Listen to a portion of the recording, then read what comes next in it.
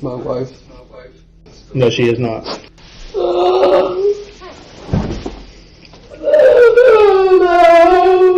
This is 24-year-old Kendall Hawk, currently putting on the best performance of his life after killing his own fiancée and unborn child. But no matter what he does, he cannot trick detectives, as they already know that he is nothing but a sick, twisted killer. I'm serious, sir. That story, no, you can't be serious with that story. Just tell the truth. All I know is that she was picking the blankets up in the living room, and I turned around to hear a bang. That's all I know. Kendall, you laid on that floor and put on a nice show, but not a single tear came out of your eyeball. Not a single tear came out of your eye. On January 11th, 2021, 24-year-old Kendall Hawk and his pregnant fiancée, 27-year-old Angelica Ramey, woke up late into the afternoon after a night of watching TV and smoking weed on their couch. But for Angelica, this would be the last time that she was seen alive, because the next thing that was heard from their home was a single gunshot, and moments later, Kendall sobbed as he called 911 to report a misfire from a Magnum that shot Angelica directly in the chest. By 5:10 p.m., first responders arrived at the scene where they found Angelica bleeding out on the porch. Oddly enough, emergency personnel quickly noticed that the bullet had entered close to her collarbone and exited through her lower back. This angle was too steep to be chalked down to an accidental discharge alone, and it is because of this steep angle that several of Angelica's vital organs were pierced, including her heart. She would consequently not survive her injuries at the hospital and passed away soon after. And the one person who could have killed Angelica and her unborn child was the only individual in the home that day, Kendall Hawk, her own husband. Consequently, he was brought in the very next day for questioning on January 12th, where he would do anything in order to manipulate detectives. However, they would discover all of his dark secrets, secrets that would explain Angelica's death. But for now, he is unaware that Angelica has passed away, and the first thing that the detective will do is break the news. The following footage has been provided to us by the Dayton Police Department.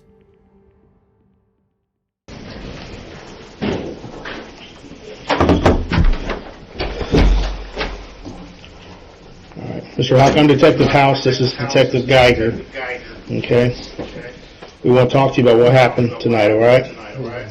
Before we do, we're going to put a little bit of stuff here on the record. This room is audio and video recorded. There's a microphone right here. There's a camera right there in the corner, okay? I don't care about none of that. Okay. Well, today's date is Monday, January 11th, 2021. The time is now 7:54 p.m. All right, Mr. Hawk. Again, what we're going to talk to you about is a shooting that happened out there at 310 Pleasant, okay? Have you ever had your rights read to you before? Yeah. Okay. Did we have them read to you on a form like this? A written form? Yeah, I mean, I know I've had them read to me. Okay, we're going to go over them right now. Can I ask a question? What's that? It's my wife. No, she is not.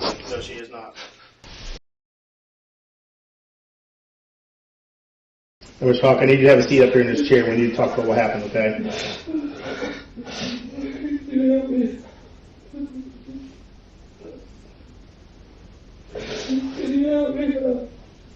Can I help you up?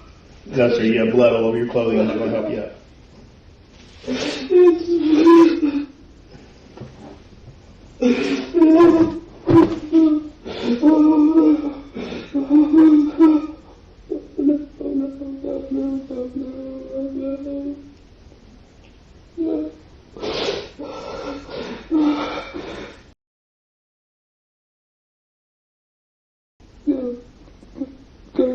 Go. You set that down. It's my wedding ring. It's all I have. Okay. Although it's not visible in the footage, the detective's report notes that despite Kendall throwing himself on the ground, no tears were observed in his eyes. All right. Mr. Hope, you want to talk to us about what happened? Yeah. Okay, if you would just sign it right here on this piece of where it says sign. Gone. She is. I'm sorry, but she is.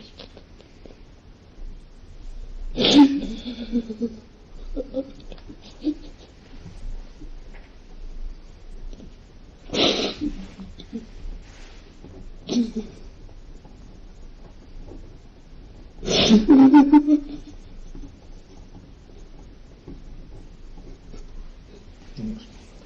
you prefer Kindle, or do you go by anything else? I just got my Kindle. Okay.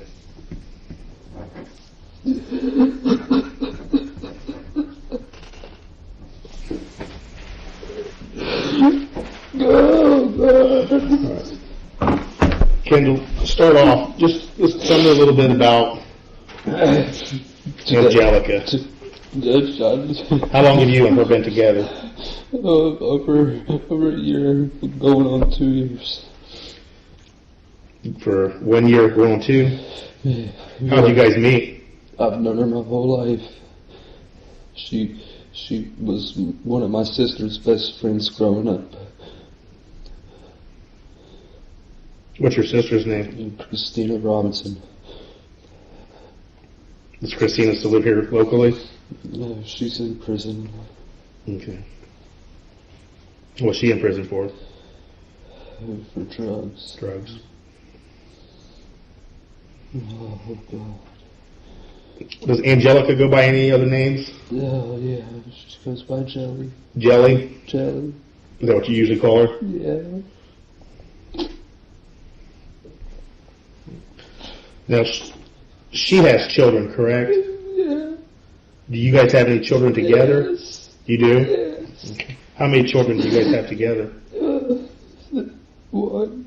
One? The rest of them call me Daddy, but we have one that's ours. Okay. And how old is that child? She's under a year old.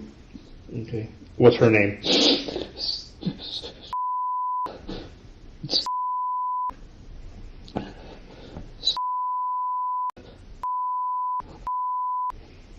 And then you know Steph's birthday? I'm going to say it's 2/27/20. And where does Stella live right now? All the children are with CPS. How many other children does she have? 4. Do you know their names and ages? Yeah. What are their names and ages? Yeah. There's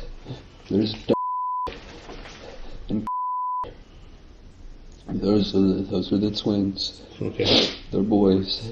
You know how old they are? They're both 4. They're twins. Okay. I don't remember their exact birthdays. That's fine. Or do you know what last name they go by? Rowe. ROWE. Okay. What about the other 2 children? They got different last names. It's What is Bonnie and Okay. You know his last name? yeah, it's Kean. And how old is I want to say she's 7 or 8. Okay. I want to say 8. Mm-hmm. And what about the other child? It's Kean. How old is She's 9. You say all of those children are in custody of CPS? Yeah. How long have they been in custody of CPS? Just a couple months. Okay.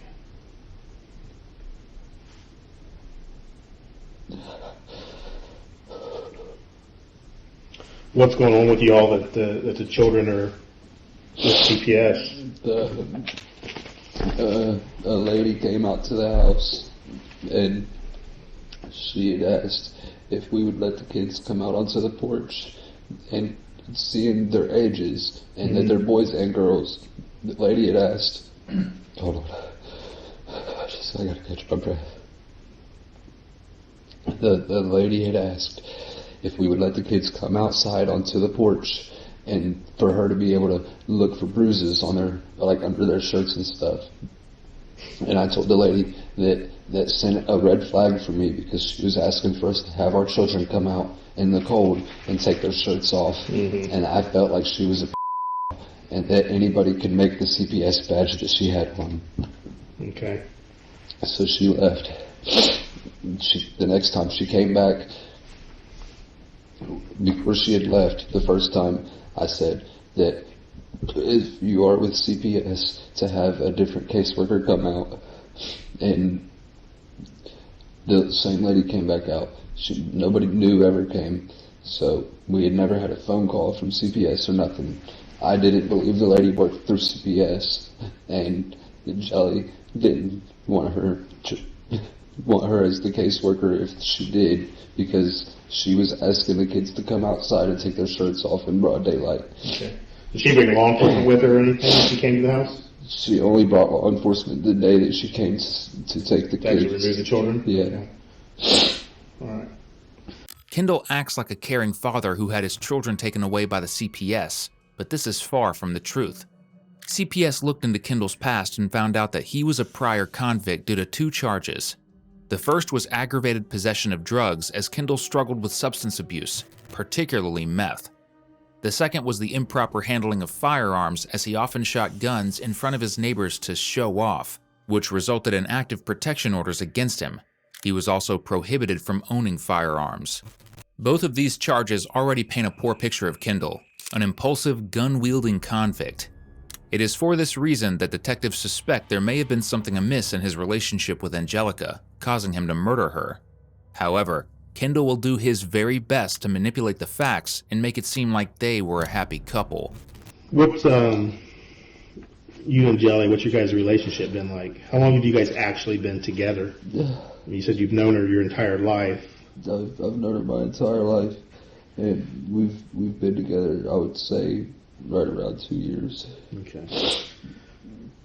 We've messed around on and off over the years, but we've actually lived together for the last 2 years.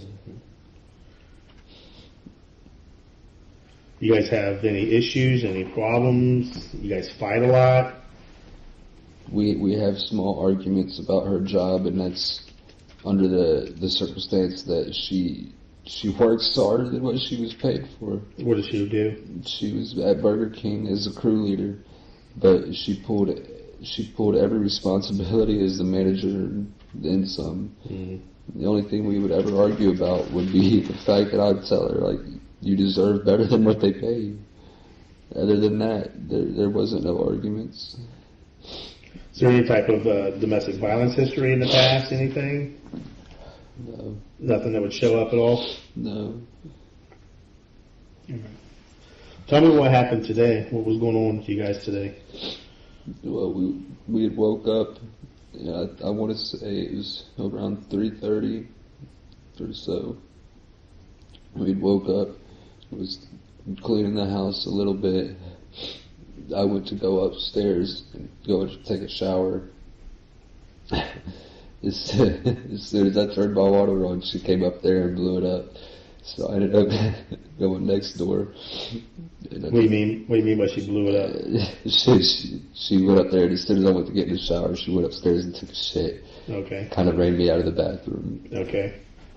So I went next door, and I went and took a shower over there. And when you say next door, you went over to your mom's, the other half? Yeah, I went over to the other half of the double, and took a shower. And then I went back home on to our side, mm-hmm. and she had already started doing the laundry. She was in the basement, and she was doing the laundry, and then I was upstairs. I yelled for her and asked her if she wanted anything to eat, because I was getting ready to leave. And she told me to hold on. She was coming upstairs. Where were you headed to? I was getting ready to go to McDonald's and get something. Okay. Because we usually get a frappe every day. It's kind of the one thing that I was able to do for her that she couldn't do anyways. So she had told me to hold on, that she wanted to go with me. So I was waiting a minute. I'd literally just lit a cigarette. And she said she had to get dressed. But she started to pick all the blankets and stuff up, because we was sleeping in the living room. We was up, and I guess we both passed out. But we sleep upstairs because that's where the TV works. You talking about, when you say upstairs, you mean like the living room? In the living room. Okay. Because our bed's in the basement. Okay. And she wanted to get the floor cleaned up, and we had checked the emails because the caseworker, and we had found out that he wasn't going to be at our visit, but we were still going to get our visit on Wednesday.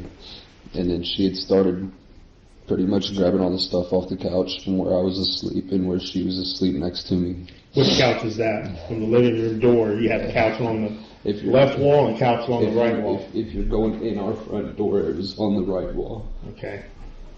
So it would be against the wall that separates your house and your mom's house? Yeah, the dividing wall. And she was grabbing all the blankets and stuff up from right there. And you heard a boom. And I was at the front door. I turned around, and she had already dropped the blankets back down. And that was when I had seen the gun sitting in the blanket. And if you look across the living room, there was the gun case that had 3 tattoo guns in it, which they were cut out in the foam, was the 3 tattoo guns, but she had the case that the Magnum went it, the 357. Mm-hmm. Yeah, I guess we had it out last night or fell asleep with it out. I thought it was in the case, and apparently she did too. The case was on the couch by the front door. There is one aspect of Kendall's story that is totally bewildering. While it is true that there were bullet holes found inside a stack of blankets, it is highly improbable that this was because of an accidental discharge. This is because the bullet came from a Ruger Blackhawk 357 Magnum revolver. This weapon has a trigger pull weight of 6 pounds in some cases, which is moderately high. Even an inspection of the Magnum showed that there were no mechanical faults that would lead to it firing accidentally. But the most important piece of evidence was the absence of char marks inside the blanket. Due to the ignition of gunpowder, there should have been burns present where the gun was shot. These were nowhere to be seen by forensic teams, which means that Kendall is lying in order to trick detectives. But these lies will cost him dearly. So, in that plastic gun case, because I was out your house just momentarily. Yeah. On the couch that's against the east wall, or the left wall, there was a hard plastic gun case. Yeah. That has like, I think, a lime green lock on it. It still had the lock on it. Okay. Yeah. You're saying that has tattoo guns in it? Yeah. If you open it up, it's foam that's kind of like this. Yeah. But it's... You say it's cut out for the guns to lay in? Well, it's the wavy kind. Okay, I was talking about, But it had a cutout for 1, 2, and 3 tattoo guns. Mm-hmm. But when we bought the 357, it fit in there. With the tattoo guns also? Yeah. It would still fit in there? It would still fit in there. Okay. Well, the only thing I can think is we had forgot to put it in there or something. But when she went to start picking up the blankets and stuff, that was when I heard it. And she seemed okay. She turned around and looked at me. And that was when I seen it.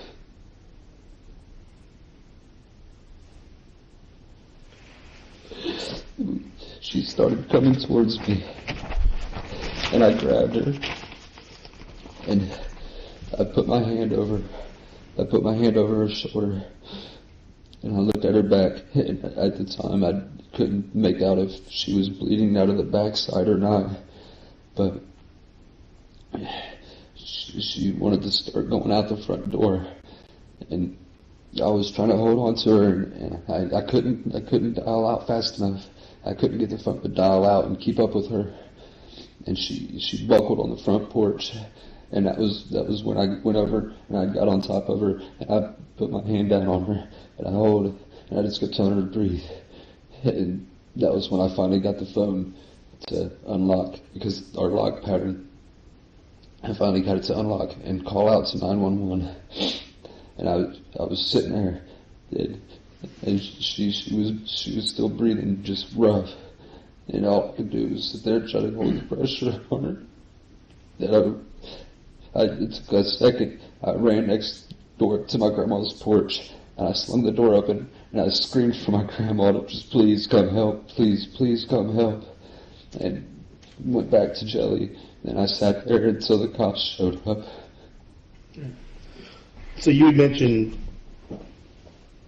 the 357. You said you may have had it out the night before or fell asleep with it. Tell me about why the gun was out. We had just bought it. Just bought it when? Within the last 24 hours. Where'd you get it at? From one of her co-workers. You know who that is? Yeah.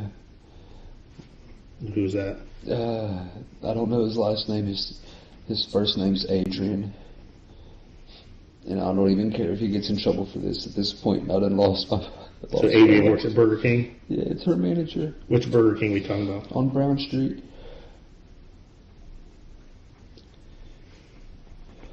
Okay. The way the system, like the government has been, you know, we've been lightweight stockpiling on firearms and so on, just in case it was ever needed. And she always said it's better to be safe than sorry. How much did you pay for this 357? $250. Describe the 357. What's it look like? It's a solid chrome. It's real heavy. It's got wooden grip, but it looked new. Got a long barrel on it? Yeah, long barrel. It's 6 shots. Have you ever fired it before? Once, next door. I shot the backyard of the neighbors. When was that? When we first bought it, and got home. So that'd be yesterday? Yeah, roughly. But it was the middle of the night. We can go to my neighbors, and I can still show you where we was in his back kitchen door and shot out of the back kitchen door into the ground, and it blew a hole in the dirt. Your neighbor was with you? Yeah. Okay. Which neighbor are we talking about? If you're looking at my house, it'd be the ones on the left. They're Cuban, and I don't think they're even really legal yet. Okay. But it's kind of always been something like they've never really had guns, and I go over there and usually shoot off a couple rounds in the backyard when we get something new. Okay. The main purpose of this line of questioning was to confirm the purchase of the .357 Magnum, as officers suspect that it was freshly bought with the intent to murder Angelica. Fortunately, Kendall just admitted to buying the weapon not even 24 hours prior. Now, officers need to establish the precise details of what happened leading to the murder. Explain to me again, go through again what she was doing when the gun went off. She was bundling all the blankets on the couch together. And kind of like just bundle them up, scooping them in her arm. Yeah. That was it. She was just grabbing all the blankets. What type of blankets are we talking about? It's a big comforter set. How many blankets were on the couch? I want to say at least 2. What color? What type of material? Silky material. Purple, white.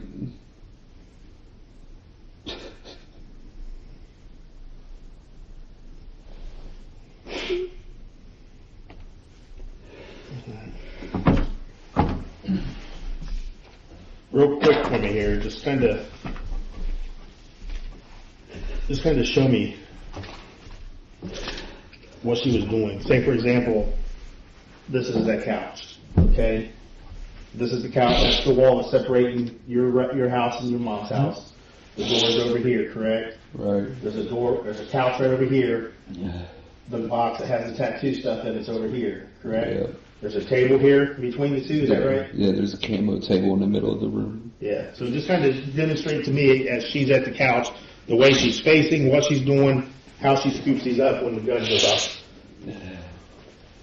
She was kind of more up on the end of this side of the couch, where like my head would have been, and she was throwing the pillows back up because there's big brown pillows that go on the couch. She was throwing them back up towards that side, and she'd scraped like she was bringing the blanket this way, and she'd turned around and looked at me because I was, making jokes with as in maybe I wasn't done laying down, and she came over and started scooping the blanket up this way, and when she grabbed it like that, it was like she started to turn around, and then I heard the bang, and I was in the dining room. So she just basically scooped the blankets up, so her arms are underneath the blankets. Yeah, it was like she balled the blankets up, and I started walking back towards the kitchen, and that was where are her arms at? Her arms would have been up under all the blankets. So they're down here holding all the blankets in this area, kind of pinned against her chest, basically. Yes, and literally, I'd seen her start scooping the blankets up, and at that point, I was walking back through the doorway towards the kitchen area, because our back door don't all the way shut, and I was walking back that way because you could feel it draft through the whole house, and I mean, it's fragmented. All I can remember is her grabbing the blankets and then hearing the boom. And when I got in there, I seen her drop, and then you could see the gun, and I grabbed the gun and threw it to the other couch. And where was the gun? The gun was sitting on the couch, and at that point, she, I don't want to sit on your table or nothing. That's fine. At that point, she was sitting on the couch like this, and the gun would have been beside her. I grabbed the gun, I threw it to the other couch. Where were all the blankets at? They was kind of under her, as if she had set them back down and sat on top of them. Okay. All right. Have a seat back in the chair. Sorry. You're fine.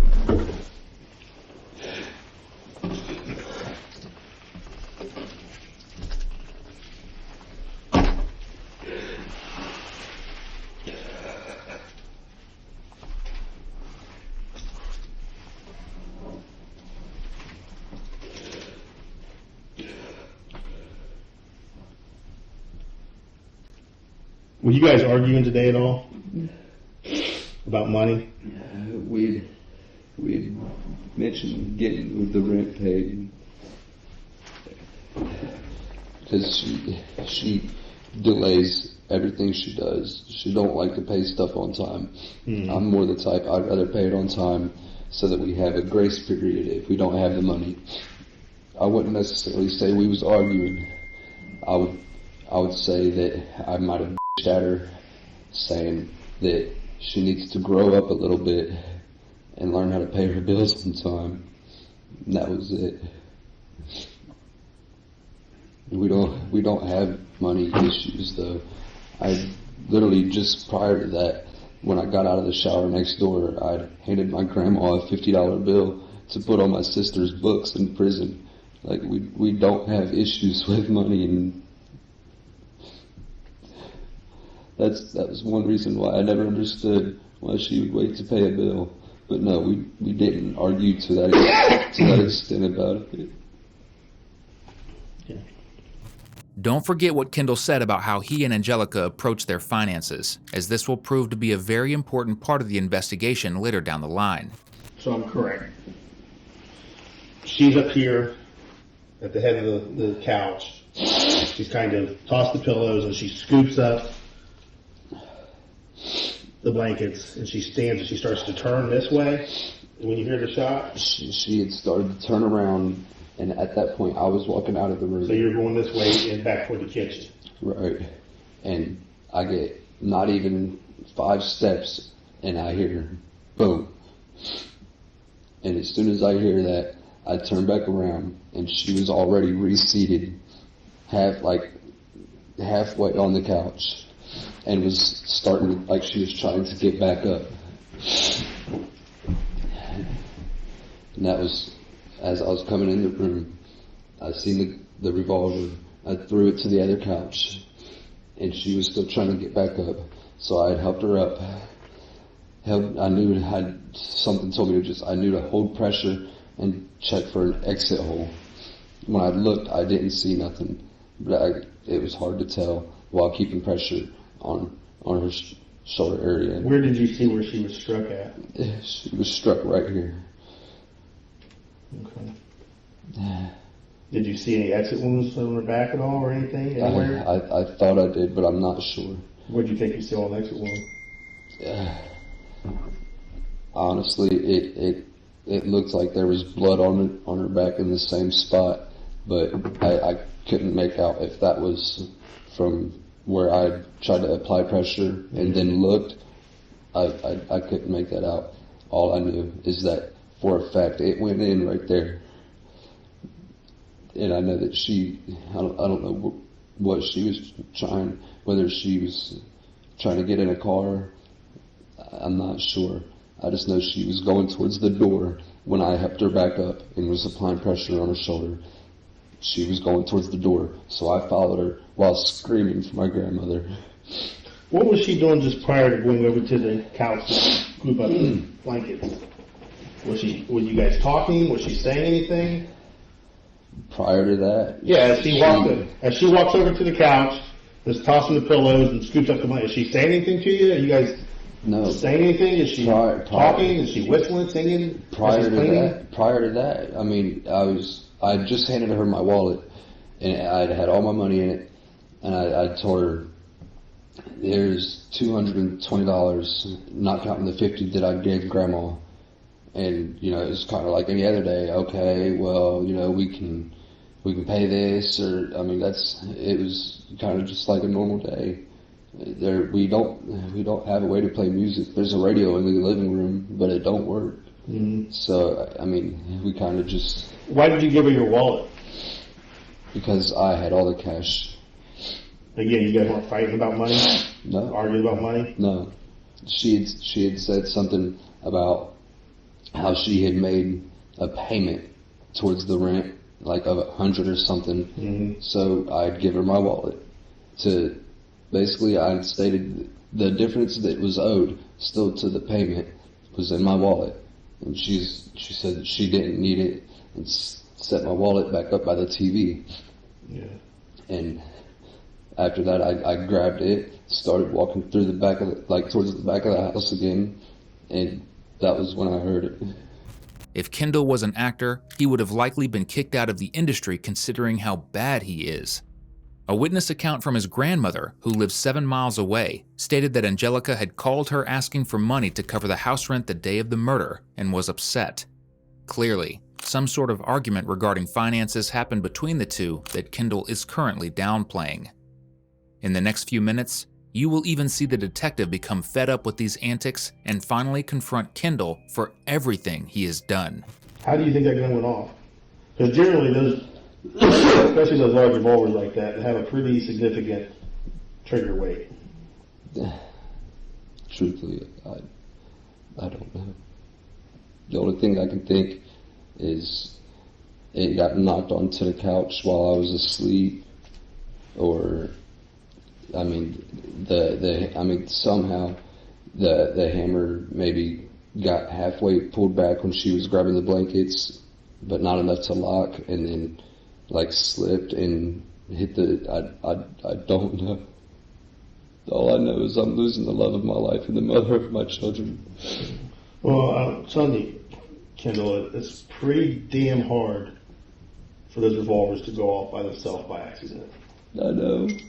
Because it is a pretty significant trigger pull usually. I know. No, I haven't seen your gun per se. We haven't tested it. Which that's one thing we'll do. We'll test the trigger pull. It's also pretty hard. I mean, like I said, you shot it. You know what I'm talking about. It's pretty hard to get that hammer pulled back by catching on something if you're just scooping it with the op.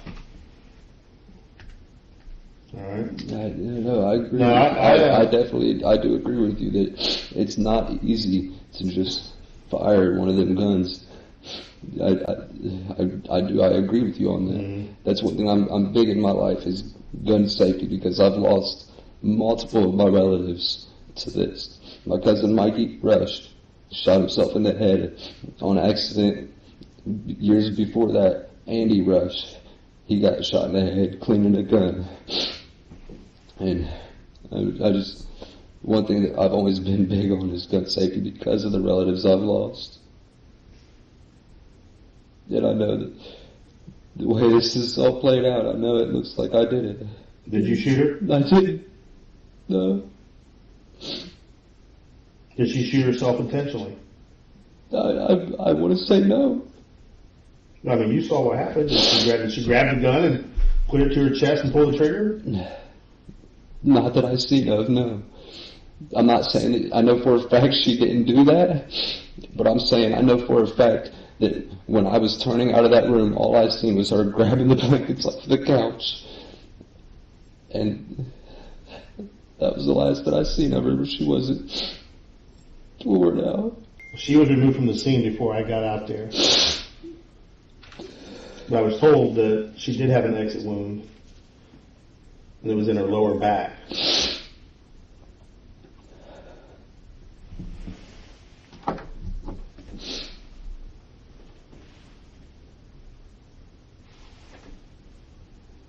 Do you have any idea how her scooping the blankets up and No, a bullet going in down here could come out of her lower back? I don't. No. I don't either. I won't say that I'm a professional with guns, and I won't say that I know how they work to that extent. So I'm telling you, it's pretty unusual. What I will say is that woman was the love of my life, and the mother of my children, and we are currently fighting CPS to get our children back. Mm-hmm. And the last thing I want is to lose my children, or to lose the love of my life. And I know for a fact on everything in my life that I did not shoot her. The evidence isn't matching up with what you're saying happened. I know, but there's nothing else that I could say besides what had happened. Because let me tell you this. You know where she was shot, right? She was shot in her shoulder, yes, right here. You know where the bullet was recovered? No, I don't. Damn near in the floorboard. That's how much a downward trajectory there was. How does that happen if you're scooping up blankets and your arms, everything's underneath here? How does that happen? I don't know. I don't either. Like I said, all I know. Something I can't explain. All I know is when I was leaving the room, she had grabbed the blankets, and I at that point I was already turned around leaving the room. You can't make that gun go off accidentally like that. I'm not saying that. You can't. Look, on everything I love, I have told you the truth from my point of view and from what I know happened. I don't want the truth from your point of view. I want the truth. So You laid on that floor and put on a nice show, but not a single tear came out of your eyeball. Okay. Not a single tear came out of your eye. Okay. Right, what we're going to do is we're going to take you across the hall. We're going to go back over there and put you in that room for a little bit. Okay. Myself and Detective Geiger are going to run out to your house. We've already obtained a search warrant. There's officers out there searching. We're going to look through some different things, see if anything matches up to your story, and then we'll be back to continue this, okay? Let me ask you a couple questions real quick. Are you right or left-handed? I'm right-handed. And I noticed on your right hand there, you've got like some marks on your knuckles there, your middle finger. That's blood. Is that blood? Yeah, it's Not blood. like a scrape or anything? No, That right there? There's blood there. Well, there might be blood, but it looked like you kind of scraped your knuckles Yeah. or something from here. No. That doesn't look like, someone else's blood. That's That right there on top, right here. What's that? That's blood. That's just dry blood? Yeah, from when I was trying to get her out of the house. Okay. Yeah, I thought it looked like an older scrape to me. And you also said you took a shower, but your hands look pretty dirty. How'd your hands get so dirty? Just like how my knees get so dirty. And how was that? This is strictly from falling on the ground after the police mandatorily made me move. Okay. There's blood right here on me. There's blood here on me. There's blood all over right here on me from where I was trying to help her out of the house. She wanted out of the house. I was trying to help her out of the house. I didn't know what else to do at this point. All I know is that she had a hole in her chest. There was nothing I could do besides try to apply pressure and call the law. And it seemed like forever that it even took someone to get there. So back to the thing on your fingers, I don't know how that happened. There's no scratch there. I promise you, if we wipe this blood off right now and wipe that dirt off from outside, there's no scratches. I know this for a fact. I have a bunch of scar tissue on my hand for being in a house fire. That's what all this is from. I was in a house fire, and that should be on record too. All right. You say you bought the gun from her manager, Adrian, Yeah. and you paid $250 for it, right? Yep. And you did that last night, correct? It was either last night or the night before. I know that we've been asleep for the majority of the day. I know, like I said, we'd woke up around 3:34. You guys using anything? Huh? You guys using anything? Yeah. What are you using? Meth and marijuana. When's the last time you used meth? The day before yesterday. Not even 10 minutes ago, Kendall had mentioned that he wanted the children back and wanted to make things better. Now he's admitting to using meth the night before, which clearly means that he has not given up on his drug use even after going to prison for it. How long have you been thinking about buying that gun for $250? Not at all. I never even knew about it till the night we got it. Well, how'd that come about? We was going to sell a gun. We'd sold Adrian a gun. In the process, a buddy of his pulled that one out. She had said she liked it, and that was when the $250 that we had gotten for the other gun, I just handed straight back to him, and we had left with that gun. What kind of gun did you sell? Another 9. You said What- another 9? What brand? It was a 9mm Taurus. Where did that gun come from? Some kid down at the Dayton Twin Towers. Truthfully, I'd only bought it because the kid couldn't have been no older than 17 or 18 years old. And he has other guns. I didn't feel like that kid needed that gun, so I bought it. If you're stockpiling weapons for the collapse of the government, you think it's smart to give up a high-capacity 9mm for a 6-shot revolver? No. Me either. But I also know that with our kids, before we lost the kids, one of the boys had gotten a hold of a gun and shot it in the basement. That was when we got the gun safe. And if you look in the gun safe and you open the door, in the bottom of it, there's a metal tube that's a gun cleaning kit. Mm-hmm. One of the boys had shot the gun cleaning kit. There's a hole in the side of it. I have no reason to lie at all. And I know that I'll probably never see my children again. But the only thing I can be right now is honest. And if you look in the bottom of that gun safe, you'll see where there's a hole in the bottom. And I knew that any semi-automatic, any sort of handguns, I knew that them boys knew how to fire it. I've been real big on teaching the kids how to handle a firearm. I know that's probably not the correct thing to do. That is definitely not the correct thing to do. In the first place, Kendall should not even be in possession of firearms due to his previous convictions, as this falls under illegal possession of firearms. To make things worse, handing his preteen children firearms could count as child endangerment, only highlighting Kendall's recklessness. But basically what you're saying is the fact that it's much harder for a revolver to be fired by a small child. That's why we made sure that we didn't keep this, like the automatic or the semi-automatic weaponry. Mm-hmm. We tried, that's why there's the 2 revolvers that don't work, that we was going to order parts for them so that they would, but we went that route because we know that there's more you have to do to fire it. Okay.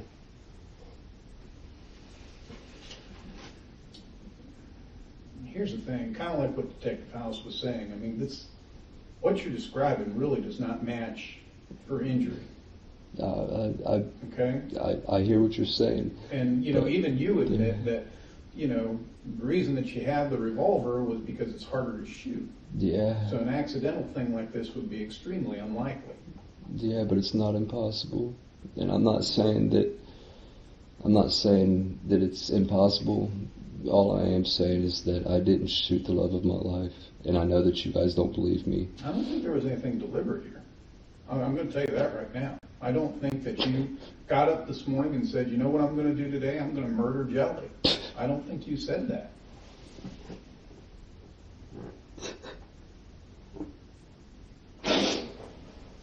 But there's a problem when she has injuries that don't match how you're saying this took place. I don't know how it even took place. All I know is that she was picking the blankets up in the living room, and I turned around to hear a bang. That's all I know. Well, I think that she probably was picking up blankets. I think that part's probably true.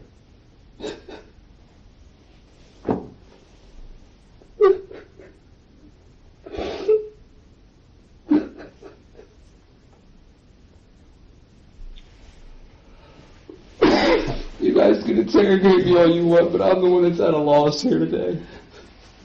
Not doubting that either. She's got 5 children that are at a loss. I know. Trust me, I know this. You want us to believe something that's pretty damn unbelievable. It's unbelievable to me. That's what you don't realize.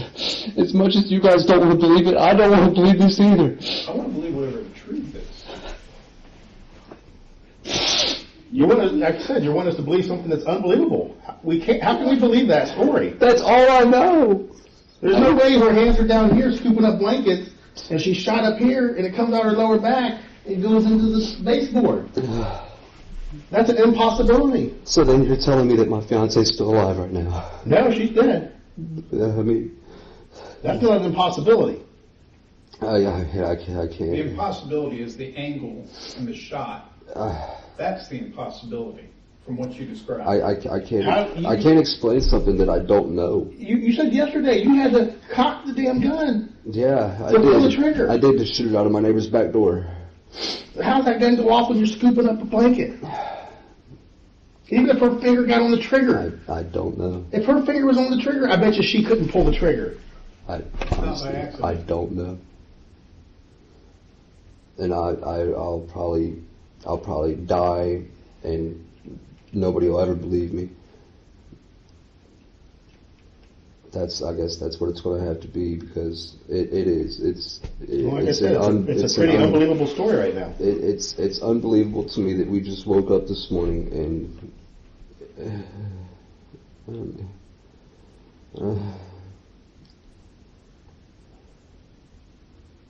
it just, I don't know. I don't have words for what happened. I can't explain something that So if somebody said you guys were arguing over money today, that would be a misperceived. You weren't really arguing. You were just having a discussion over money. But you weren't arguing over money today. We wasn't arguing over no money today.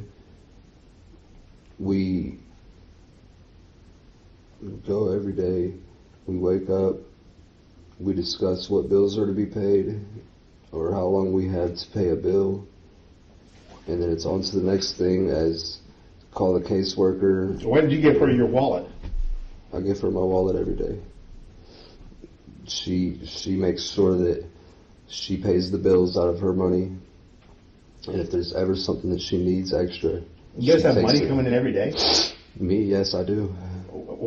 How do you get money? I run my own business. What do you do? I sell cars, I sell houses, I flip cars and I flip houses. If you go to my house right now, every car... When's the last time you flipped a house?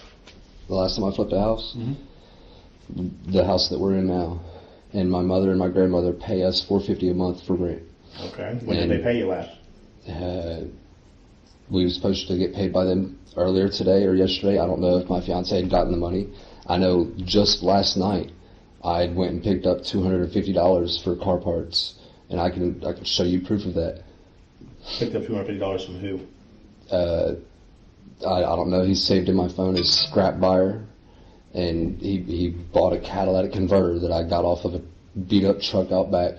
The catalytic converter had a hole in it. It was rusted out.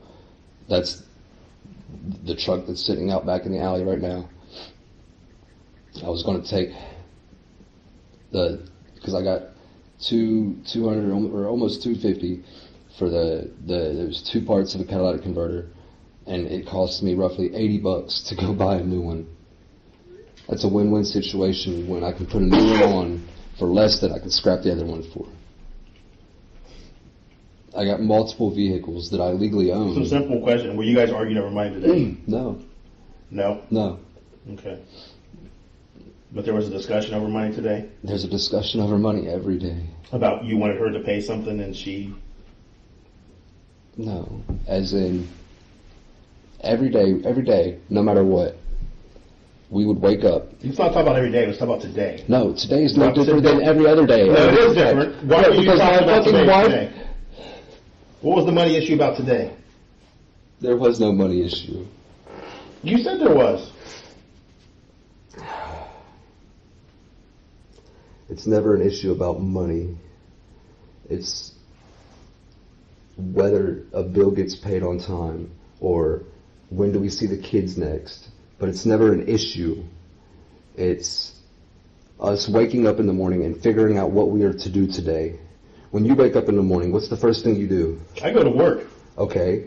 Well, we wake up in the morning, the first thing we do is we go to work. I'm sorry that I run my own business and I can work from home. I'm sorry that she was like my financial advisor, my accountant, my secretary. She basically did anything that I needed for my business. I was nothing but the mule. I work, I do the labor, I do the physical, everything. She would handle the books, the upkeep, the money owed out, the bills owed out. I would wake up every morning and I would ask her, what do we need today? If we're good today, then let's sit back, let's go out to eat, let's do this, or let's do that. Let's go get high. Yep, let's go get high too. That was it too. Mm-hmm. If there was days that we didn't owe no money out, you're damn right, we'd sit at home and we'd get high. We've already lost our kids. That was the one way that we was able to numb our pain. Well, I'm not gonna lie. Kids. I'm not gonna lie about it. We would get high because our previous caseworker. You know what I can say? The only thing I can say is thank God for children's services. Yeah. Thank God that those kids weren't in that house today. I know. All right. So we're gonna go across the hallway. If you want to talk to us somewhere later, that's up to you. If you don't want to, you don't have to. I mean, Let's go. I still want to talk to you guys now, but you Well, guys... we're going to go out to your house. We got to look and see some of the stuff you told us. A subsequent search of Kendall's home set off even more red flags for detectives. There were firearms, loose ammunition, and drug paraphernalia cluttered all around the house. It is nothing short of a blessing that CPS had taken the children away, as they would have been exposed to this horrible environment. Moreover, in the basement of the home, officers discovered a gun safe filled with 3 weapons and concerning amounts of ammunition. Considering Kendall's previous conviction, he should not have been able to have access to either these firearms or the drugs. With these findings, detectives were certain that Kendall was lying about everything. Now all they needed was to confront him one final time. Okay, we went out to your house.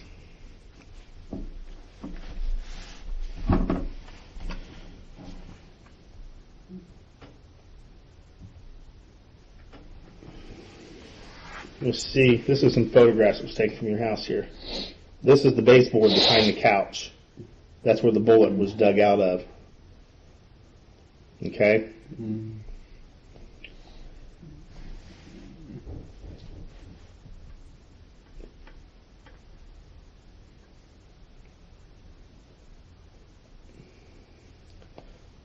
This is a dowel rod that's going through the bullet, where it goes through the back of the couch, out the back of the couch, and into that hole in the wall. And that shows you the trajectory of the bullet. Mm-hmm. And here you can see Detective Geiger sitting on the couch.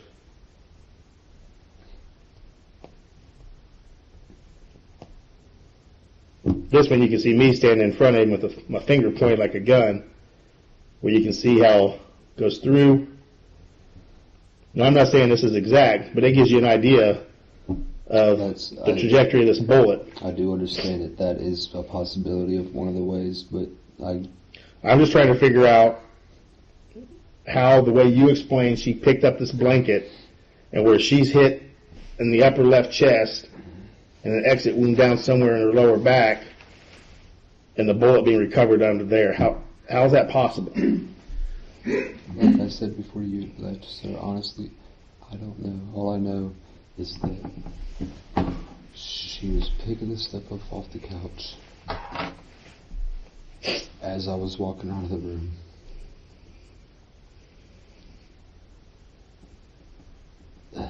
I can't explain the unexplainable. Well, I can tell you we did find... There's things that I don't know. We did find the blanket. There was the white blanket and there's like the purple one. Yeah. The white blanket was on the couch. It looked like either she or somebody had been sitting on top of it, right where the bullet hole is. Mm-hmm. And you can see where a bullet went through that blanket, but the interesting thing is there's no burning on there. There's no stippling. You know what stippling is? No. When a gun is fired,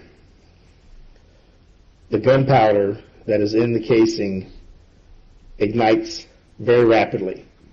And that explosion is what causes the projectile to shoot down the barrel. All right? Well, there's portions of that superheated gunpowder that also come out the end of the barrel. And at close range to something, it actually sears or burns into it. It'll do your skin, clothing, things of that nature. Mm-hmm. If it's close enough to the skin, it'll actually char it, or to a piece of clothing. And one of the things that we don't see anywhere on that blanket is stippling or charring, because it looks like that blanket was actually behind her, like she was sitting on that blanket when that gun went off.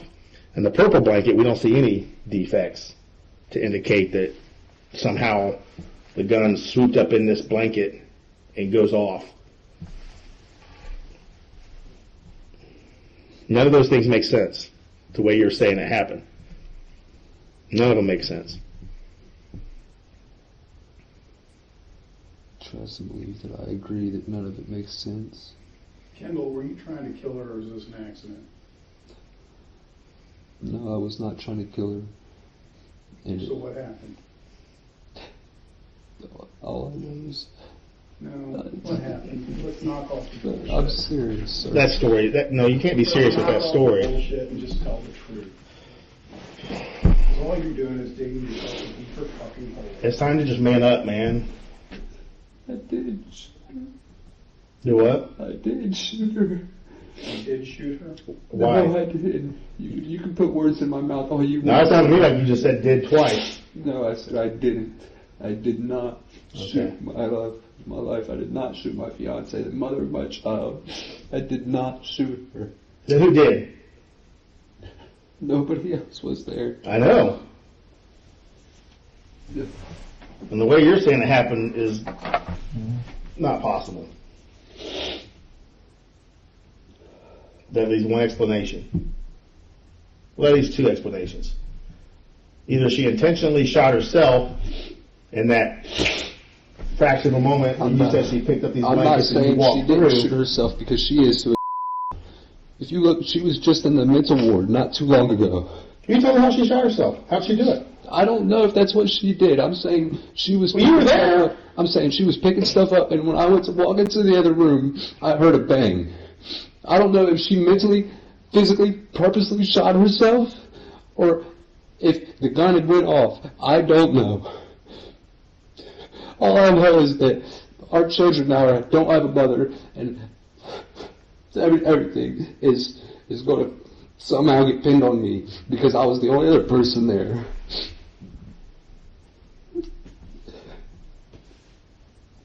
There's nothing else I can say. I don't know what else to say.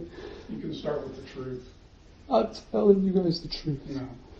When was the last time you saw her handle that gun? Last night. Where was that at? In the living room. Where was she at and where was the gun at? She was over on the other couch, and the gun was in her hand, and she was sitting there spinning the spindle. What else was she doing with it? That was it. Was it loaded at that time? Yes.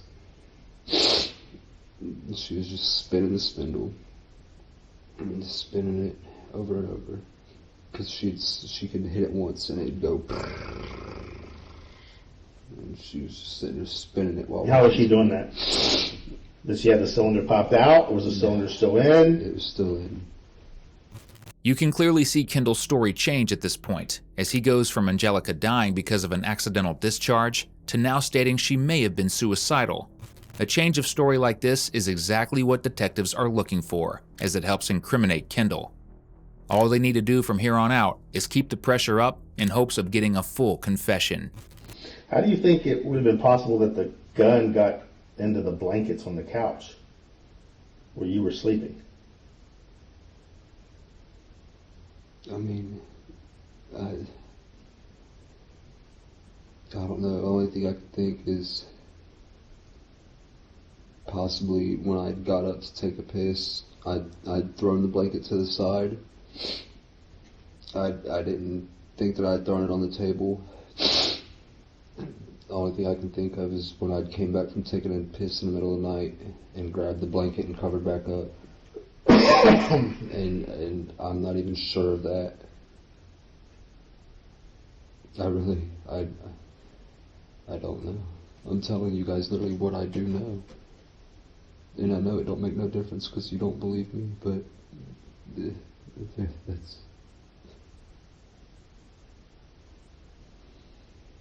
It doesn't matter simply not believing you. It's a matter of an unbelievable story. You know, if you came down here and told us something plausible, we might believe you. I know. That story is just not believable.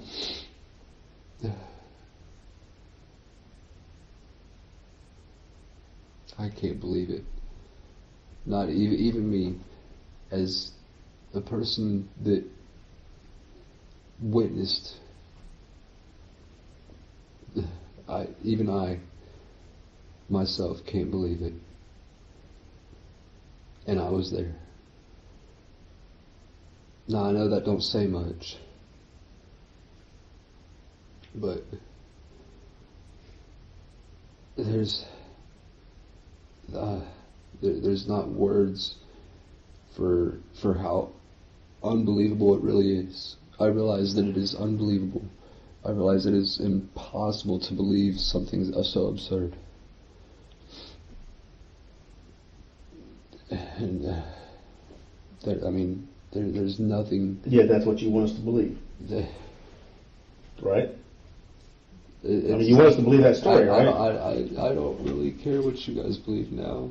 I just know that from this day on, the love of my life is gone. There's not much more to life now. I don't really care what happens to me at this point. Yeah, I've heard that song and dance before. Yeah, I believe you have. And you might as well just be honest about it. Because the story you're telling us is not honest. And you and I both know it. Believe what you want to believe. You believe what the facts show us. We gotta believe what the facts are. And they ain't the way you're telling People lie. People lie because they're scared. Mm-hmm. People lie to protect themselves. I have no reason to be scared. I've already lost my children. I've already basically lost my family. I've lost the woman I've loved. I don't really have much left to lose. What about your freedom? I'm not free. If you ask my grandmother, she'll tell you multiple times I said it was better off in prison because I had less to worry about. I didn't have bills. I didn't have none of that. Yeah, that ain't got nothing to do with freedom. That's just got a matter of wanting to go out and take care of yourself as opposed to have somebody else take care of you. I understand that. But what is freedom if you don't have nobody to enjoy it with? Really? Like, you got an opportunity to go out and meet somebody else. And to find somebody else. You have all those opportunities. Yeah. And let's not sit here and play this melancholy boo-hoo me. You know, you're giving us a ridiculous story. That's an absolutely ridiculous story. Yeah. You know, you're going to deny that you guys were arguing about money. Even your own grandmother said she's calling over asking for money to pay for the taxes on the house. Me and my fiancée would not argue about money. The only thing we would argue is I would tell her We need to make sure that they pay us in a reasonable amount of time. Other than that, that's it. We didn't have no other problems. Our only other issues, truthfully, was our drug usage that we had started upon losing the children. Other than that, I mean, like, we went out to eat at least once a week, mandatory, to nice places. We always reminded to treat ourselves. The kids, we just took them tablets last week. The week before that, I mean, like, we've even managed to spoil the kids, knowing that they're outside of our home, knowing that when they come home, they might not even have the things that we gave them, just because we knew it was something that they would enjoy. The tablets they could use to take pictures of the baby, learn how to walk. We didn't have financial issues really between us. It was the fact that my mom and my grandma can collect unemployment for all these months and get money each week for free and turn around and ask us where our money is when we work for our money. We didn't get unemployment. We had her weekly check and we had whatever money I was able to make throughout the week. And they could hound us, asking us where our money is, or asking us why do we need their rent money to be able to go pay our taxes, and so on and so on, or how are we broke, and da-da-da-da-da. And the only thing we would ever argue about is with them saying, as in, it don't matter what we do with our money. The point is, you still owe us on rent. That was the gist of anything that we ever argued about, and it was never between me and her. It was between us and my mom and my grandma. Other than that, I mean, we didn't really have any arguments other than, oh well, we got dirty laundry that needs done, or I'm the lazy that hasn't finished painting the bathroom yet. I mean, it was normal day-to-day, normal life bickering. That's all it was. We never had an issue with money. So what was different today? You know, I've been trying to figure that out. It just don't make sense to me why she would kill herself when we had a good life. Why'd you say you were going to kill yourself in the 911 call? Huh? In the 911 call, you said you was going to kill yourself. Because we had a good life. I mean, I did. I told my grandma, I said, if she don't make it, I might as well kill myself. Because there's things in life that you can't remake something that you've once had, or, you know, some things you only find once in a lifetime. I know that I'll never in my life find somebody else that was as good as she was to me. Ignored the fact that I had previous offenses. Ignored the fact that when I was in prison, she didn't question why I needed money on my books, or when I would walk out the front door and start my day for work, she wouldn't question where I was going. You just have a good day, and I mean, that's all there was to it. I know that I'll never find somebody that truthfully loves me the way she did. So did she deserve what she got? No.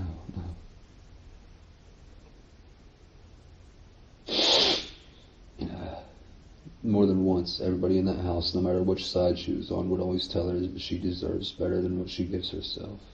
I'm talking about what she got tonight. She deserved that? No, nobody deserves that. Exactly.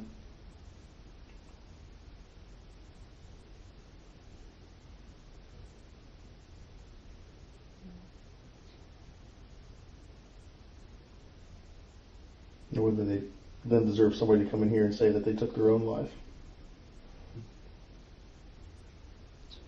You're right, but, you know, as much as you can try to turn it on me, That's the only other thing it could have been is... That's the only options, right? It was you or her. The accident thing, that's bullshit. That's just, And if the accident is entire bullshit, then she killed herself. And as much as it hurts to say that, there's nothing else it could have been, because I was not even in the same room at the point of the time it happened. You sure? Yes. I was in the dining room where the table is, and if you was at my house, you know where that is. So within a matter of a couple feet from her. Yeah.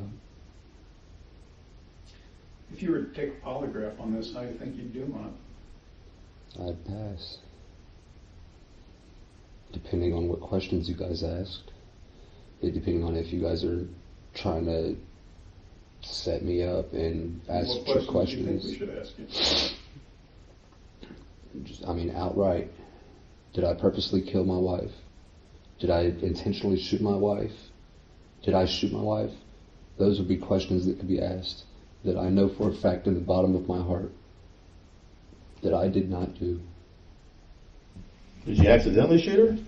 No. Because you keep saying purposely. Purposely and intentionally. Intentionally. Something happened, Kendall? No. Again, because we're left with one of two things. This is either a cold-blooded murder, I realize a that. cold-blooded deliberate act, or this is an accident. Now, I'm willing to give you the benefit of the doubt, but the way you keep lying and spinning shit, But I'm not it lying. makes me wonder if this is a deliberate thing. Okay.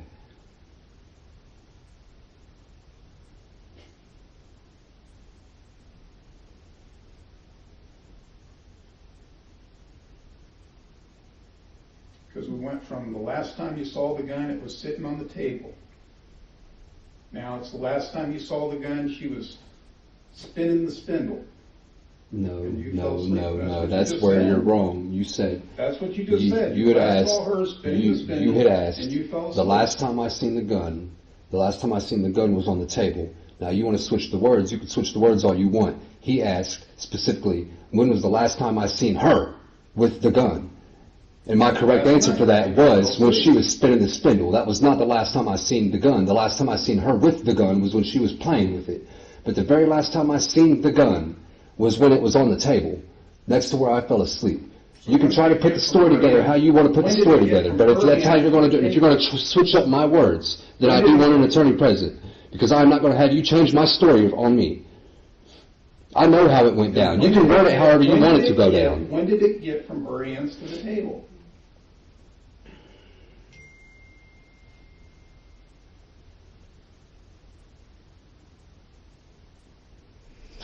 It's all right, Kendall. We thought you were more of a man than that, buddy.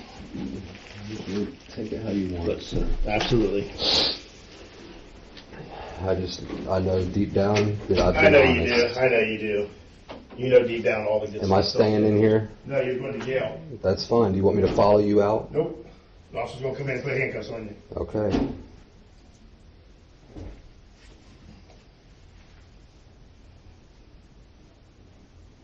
Go ahead and stand up and face that back wall. Put your hands together like a frame. Shortly after this interview, Kendall's trial began where two major pieces of evidence were stacked against him. The first was the fact that he owned a firearm even though he was legally barred from owning one. The second was the timing of when he bought the .357 Magnum. Considering it was only purchased a day earlier, there were enough grounds to charge him with murder. However, only a year later, on April 29, 2022, Kendall entered a plea deal where he would plead guilty to involuntary manslaughter. In return, the murder charge against him would be dropped. In total, he was found guilty on 1 count of involuntary manslaughter and 1 count of having weapons while under disability. Consequently, he was sentenced to 14 years in prison, along with having to pay nearly $21,000 in restitution for funeral expenses.